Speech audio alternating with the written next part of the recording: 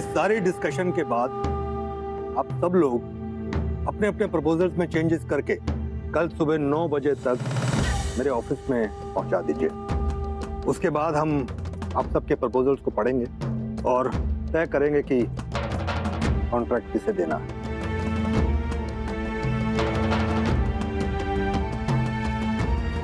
नमस्कार।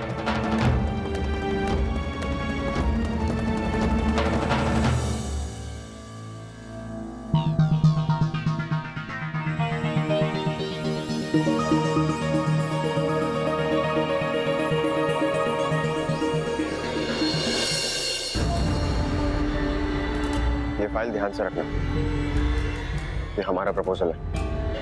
मुनीम जी इसका एक्नॉलेजमेंट लेटर तैयार कर रहे हैं। कल प्रपोजल के साथ वो लेटर और कुछ पेपर्स ऐड करने, तुम वो लेटर लेकर आ जाओ। मैं बाहर गाड़ी में तुम्हारा इंतजार कर रहा हूँ।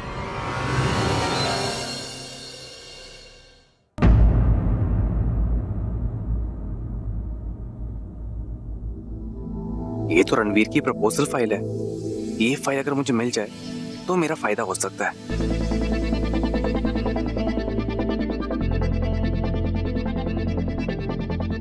क्या कर रहे हो? कोई देख लेगा।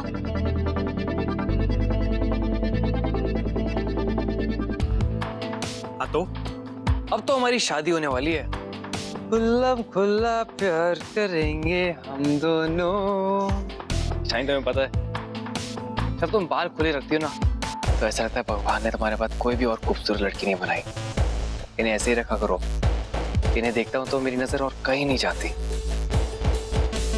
ठीक है। आरवी की कंपनी का प्रपोजल। उसकी कंपनी की रेपुटेशन से ऐसा लगता है उनसे बेटर प्रपोजल किसी को नहीं होगा। वैसे है क्या प्रपोजल में? पता नहीं, अभी तक देखा नहीं। एक्चुअली शानी, मुझे देखना था।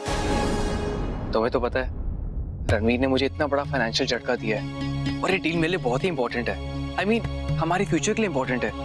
अगर मुझे पता चल जाता कि रणवीर का क्या प्रपोजल है तो मैं उसे बेटर बना के इन्हें देता। तुम्हें कुछ तो आइडिया होगा। अरे मैंने खोल के भी नहीं देखा, और अगर देखा भी होता ना तो तुम्हें नहीं बताती। क्यों? Because this is wrong। अब मैं अगर किसी के लिए काम करती हूँ तो उसके साथ धोखा थोड़ी कर सकती हूँ। शानी, गलत उसने मेरे साथ किया है और ये बात तुम जानती हो। चलो एनीवेज, तुम यहाँ से जल्दी फ्री हो जाना और 9 बजे तक घर पहुंच जाना। मैं मॉम डैड को लेके सीधा वहां आऊंगा। क्या?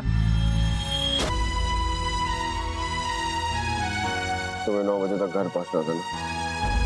गाड़ी में बैठे हुए तुम्हें छोड़ देता हूँ घर पर।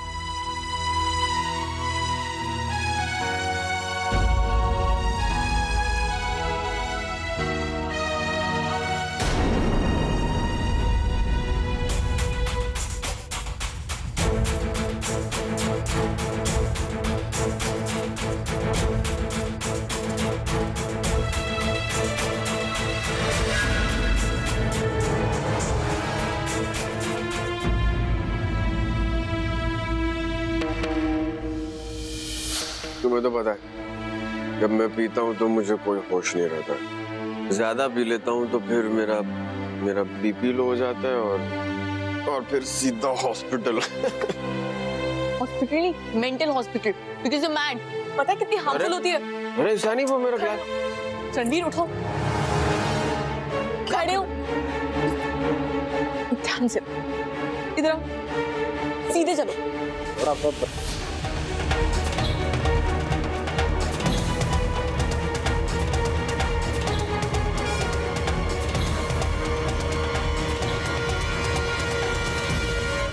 रणवीर चलो, मैं तुम्हें घर छोड़ देती हूँ।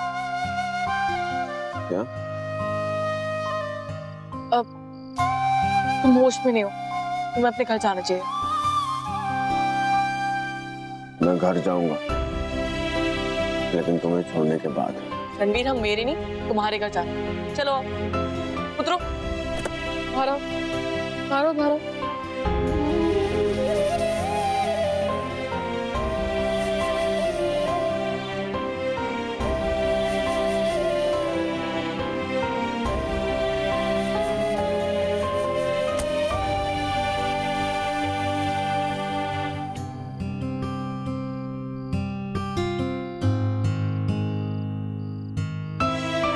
रणवीर,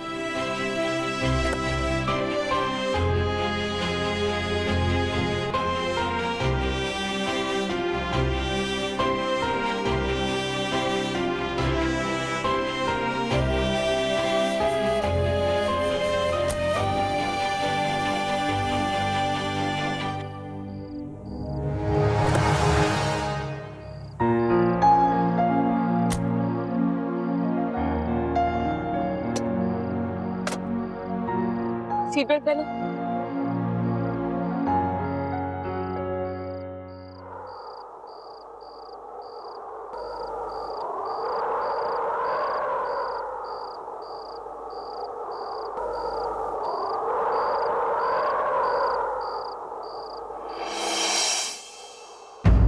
क्या हुआ? कुछ नहीं।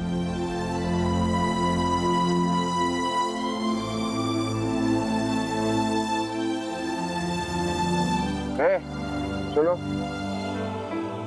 एक आइसक्रीम देना।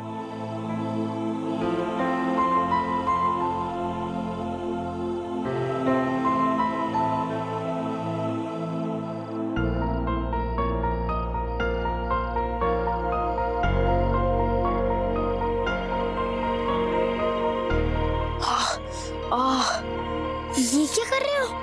मुझे कहती है जब चोट लगे तो कोई ठंडी चीज लगानी चाहिए और दर्द नहीं होता।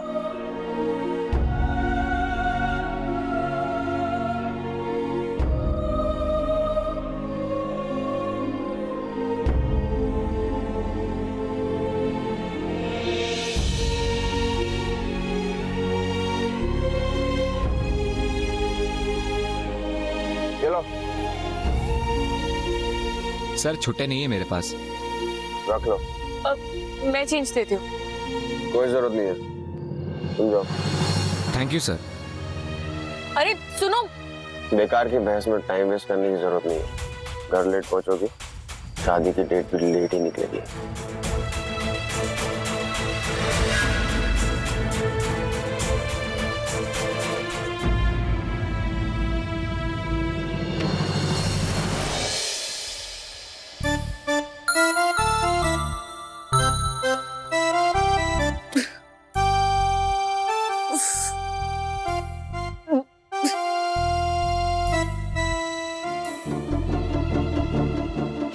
रणवीर, खड़े रहो।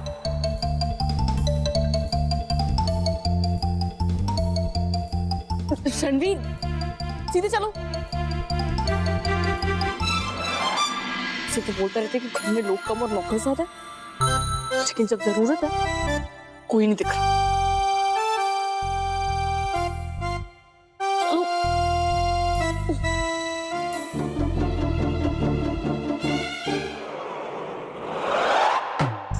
मुझे इसे कमरे में छोड़ के आना पड़ेगा।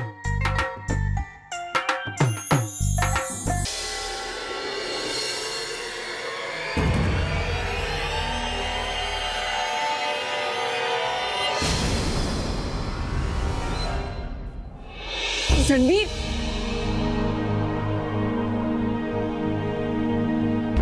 बैठो।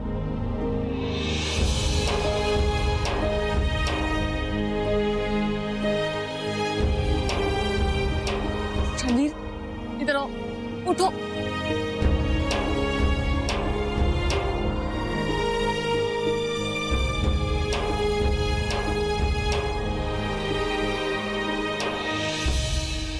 साढ़े 9 तो यही बज गए। ये 9:30 बज गए, अभी तक ईशानी नहीं आई। कोई बात नहीं बा, जब तक वो आती है आप एक अच्छा सा मुहूर्त निकाल दीजिए। ये सही है, जैसे ईशानी आएगी उसे शादी की डेट बताकर सरप्राइज कर देंगे। नहीं, मैंने मुहूर्त तो निकाल के रखा है।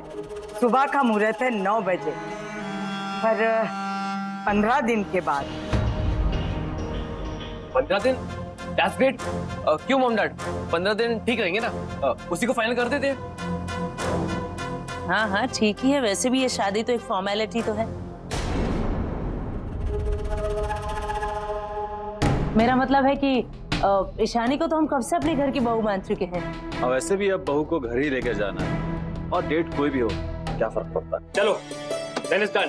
15 दिन बाद डेट फाइनल। मॉम मिठाई। हाँ भाई, ये लीजिए मुंह मीठा की। क्या? मम्मी जी को तो अपने हाथों से मैं मिठाई खिलाऊंगा।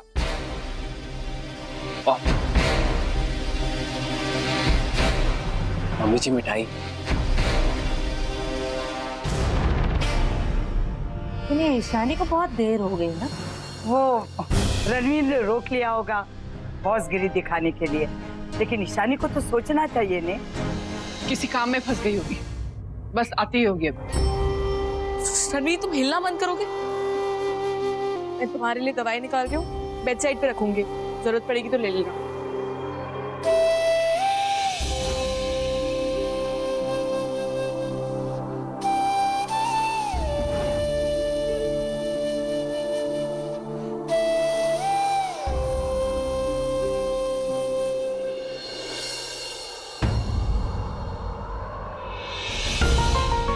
रणवीर क्या कर रहे हो?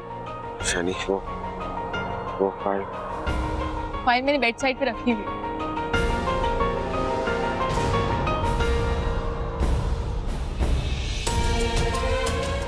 Ranveer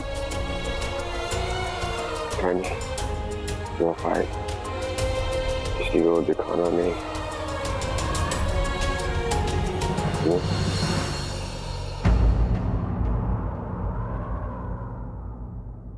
So now my English tuition's over. Tomorrow you speak English, I listens. Yes, I will speak. हाँ? मोटी बहन जल्दी आई ना वहाँ। अरे पहले सांस तो ली, ऐसे भाग के आ रही है जैसे घर में चोर घुस आया हो।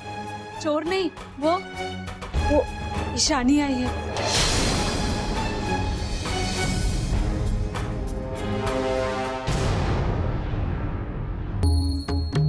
भांग चढ़ा के रखी है तूने? यहाँ कैसे आ सकती है? मैंने अपनी आंखों से देखा, वो रणवीर साहब के साथ आई, उनके कमरे में जा रही है। आप भी चलिए देखिए ना।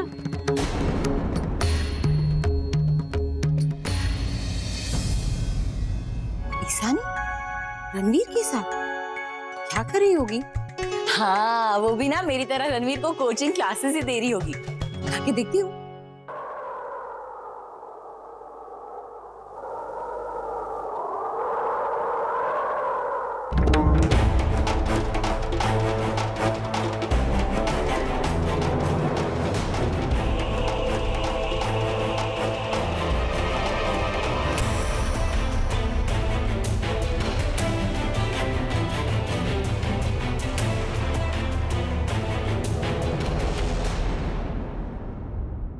हाय, ईशानी तो अपने साथ मुझे भी मरवाई देगी।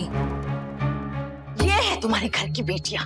मेरा रणवीर कुछ भी नहीं था, तो इसके लिए वो कुछ नहीं था। और जब वो बड़ा आदमी बन गया है, तो ऑफिस से निकलकर सीधे उसके कमरे में पहुंच गई और कोट उतारने में उसकी मदद कर रही है।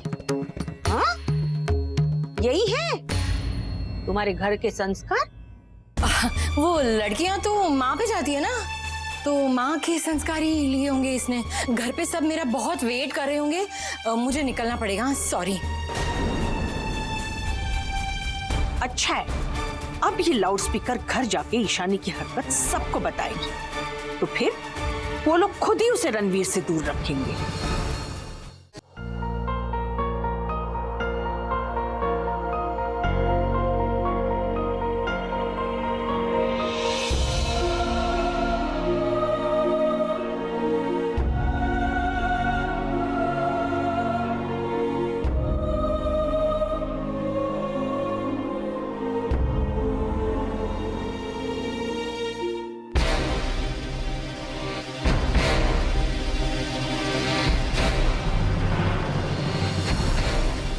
किससे पूछ के आई थी इस घर में?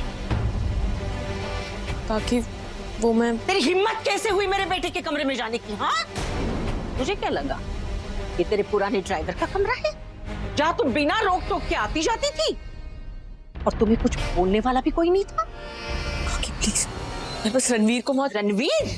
बॉस बोल, बॉस। नौकर नहीं है वो तेरा, और ना ही तेरा दोस्त। अब तेरा और उसका कोई रिश्ता नहीं है। याद है ना वो दिन जब इस घर के बाहर तेरे पूरे परिवार ने मेरे बेटे को कितनी बेरहमी से पीटा था, याद है ना?